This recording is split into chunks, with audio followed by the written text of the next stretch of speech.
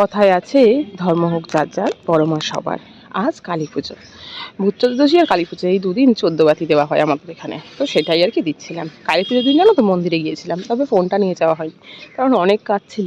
তো সেই থ্রুতে ভিডিও করা হয়নি, বিভিন্ন রকম কাজের মাঝখানে আর ভিডিও করা যায় বলো? মন্দিরে অত বড় পুজো হচ্ছে একটা। যাই হোক, পুজোর ওখান থেকে ঘুরে এসে বাজি সাজি ফাটিয়ে নিলাম। এই যে, আর আমাদের এবছরের মাকে তোমাদের সকলকেই দেখাবো, তবে আজকে আর সেই ব্লগটা দিতে পারলাম না, তার জন্য সরি। যাই হোক, চলো, এটা কালী পুজোর পরের দিন সকালে।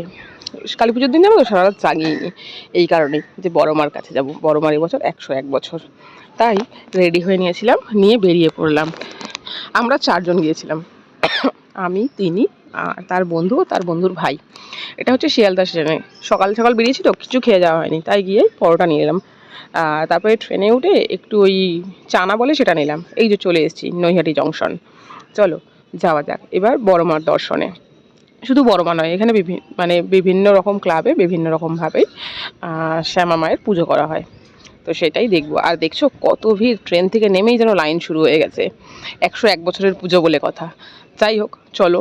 এই চো, আগের বছর জানো তো যখন এসেছিলাম তখন এতটা ভিড় ছিল না, মানে 100 বছরে এতটা ভিড় ছিল না বলাটা ভুল, তবে এতটা ঘুরিয়ে ঢোকায়নি। এই বছর যেন অতিরিক্ত গঙ্গার ধারফার সব ঘুরিয়ে যেন ঢোকালো।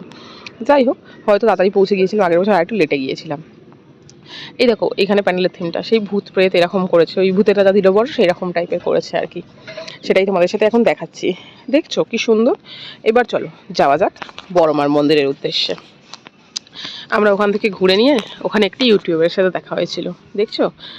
কমেন্ট করে জানিও ওনার নাম কি বা ওনার চ্যানেলের নাম কি, অবশ্যই জানিও সবাই, কেউ যদি জেনে থাকো। ঠিক আছে, ওনার সাথেই দেখা হয়েছিল। চলো এবার যাওয়া যাক ঘুরে। আর এই দেখো, যেতে যেতে পথে আরও একটা মাকে দেখলাম, আর সামনের দিকে যাচ্ছি। এই যে আরও একটি প্যান্ডেলে আমরা এসেছি। এই একটা প্রতিমা, খুব সুন্দর। এখানে যেন তো ভোগও দিচ্ছিলো, এই যে আমরা ভোগ নিয়েছিলাম, ভোগ নিয়ে খেয়েও নিয়েছি। ওটা একদম গঙ্গার ধারে ছিল। আর তারপরে একটু এগিয়ে আসতে বড়মার মন্দিরের দিকে, ওইদিকে আরেকটি প্যান্ডেল হয়েছিল, সুন্দর বেশ। কি সুন্দর বাঁশ দিয়ে ঘেরা ঘেরা।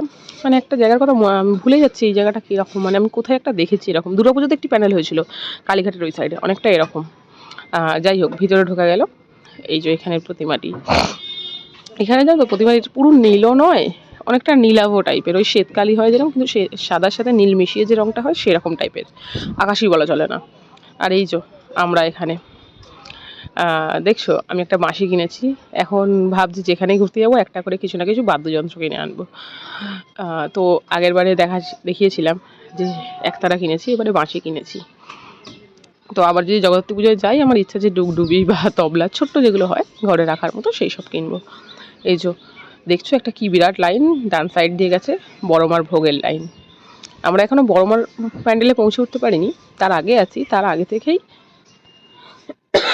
মানে এই লাইনটা পড়ে গেছে। আর একটু শরীরটা খারাপ, কালী পুজোটা সবে কেটেছে তো, ভাসান টাসান সব কিছু মিলিয়ে মিশিয়ে একটা সর্দি সর্দি হয়ে ঠান্ডা লেগে গেছে আর কি। ওয়েদারটা তো সবাই জানো। এই যে বড়মার মন্দির, সবার তো এটা জানা কথাই যে বড়মা যখন মূর্তি পূজিত হয় এই শ্যামা পূজার সময়, তখন মায়ের মন্দিরটাই বন্ধ থাকে, সেই মূর্তিটাই দর্শনে সবাই আসে। তবে অবশ্যই পরবর্তীকালে একবার যাব মায়ের এই মন্দিরে। জানো তো একটা উপরি পাওনা হয়েছিল এখানে।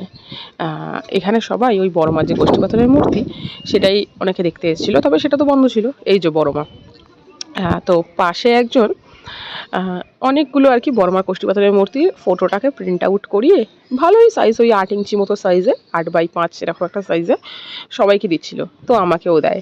মানে এটাই আর কি, গেলাম বড় মাকে দেখতে, বড় মার সঙ্গে করেই আমার চলে এলো। যাই হোক, বড় মাকে তোমাদের দেখিয়ে দিলাম। এর থেকে ভালোভাবে দেখানোটা আমার পক্ষে সম্ভব নয়, তার কারণ ওখানে প্রচুর ভিড়, প্রচুর।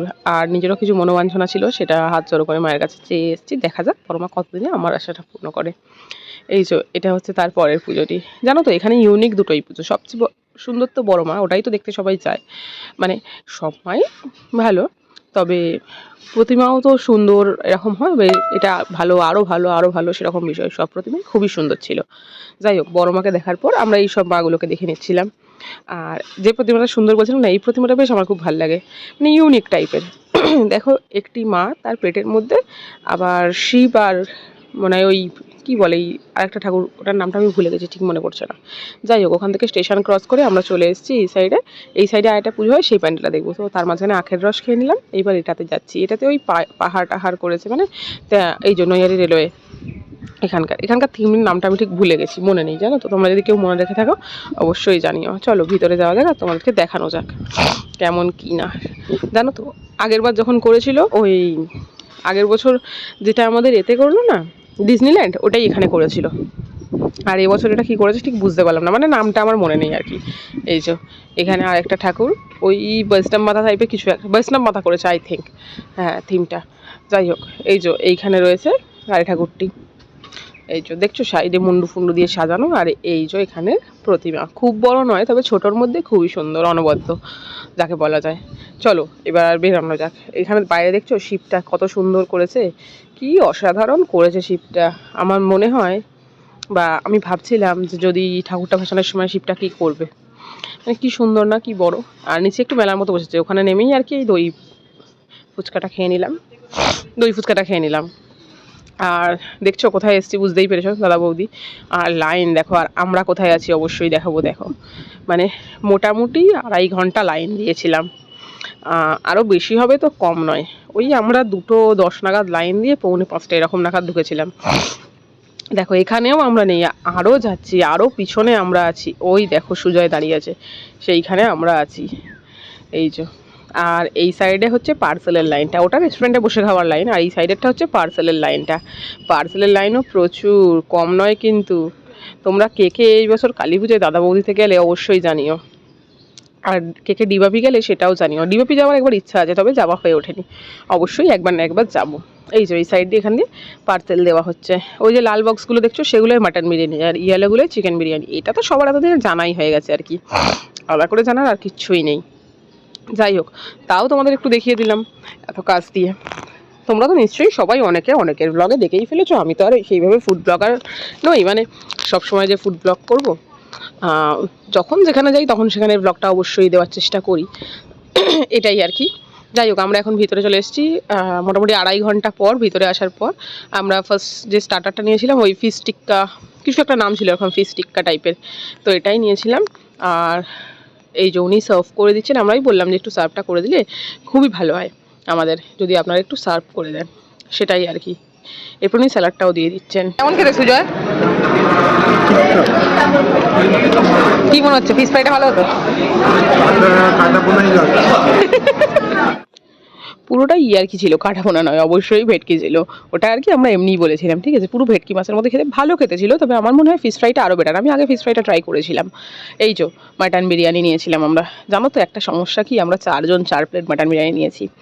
এইবার তো অবস্থা খারাপ হয়ে গেছে আমাদের সবার, কেন শেষ করতে পারছি না। অনেকটা কোয়ান্টিটি অনেকটা থাকে এখানে। জানো তো একটা মেন বিষয় কী হয়, তুমি অনেকটা তো লাইন দিয়ে ওয়েট করেছো, আর তারপরে যখন তুমি খাবারটা পেয়েছো, অবভিয়াসলি অনেকটা বেশি টেস্ট লাগবে।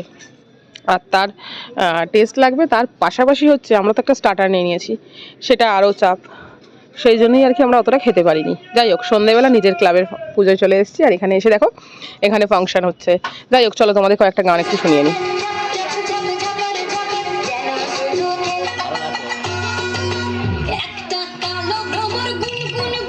ওই দিন সন্ধ্যায় বাচ্চাদের নৃত্য অনুষ্ঠানের মাধ্যমে আমাদের এই পূজাটি সম্পূর্ণ হয়েছিল।